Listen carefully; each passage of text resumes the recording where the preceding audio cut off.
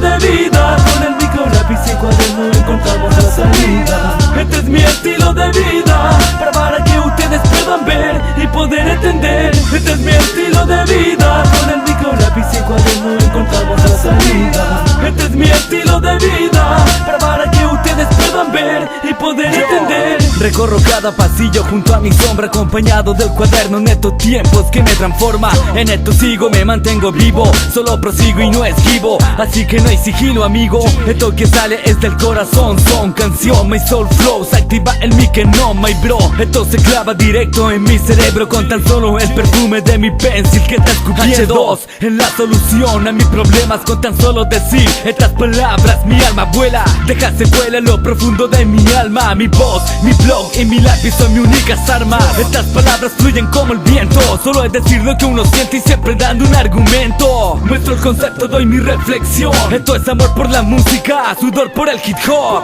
Este es mi estilo de vida. Con el micro, lápiz y cuaderno encontramos la salida. Este es mi estilo de vida, para que ustedes puedan ver y poder entender. Este es mi estilo de vida. Con el micro, lápiz y cuaderno encontramos la salida. Este es mi estilo de vida, para que ustedes puedan ver y poder entender. Diles que el dinero es el tumor de este mundo, que el hip hop no es experiencia de vida, es algo profundo. Que mis ánimos ya no dependen de otras personas, que fortalezco el argumento más débil, que esto no es broma. Es mucho más que un amor, el rap mi rincón, mi flor del pantano manzano distribuyendo calor. Y son años de caídas, han mentido en mi retina sin vergüenza.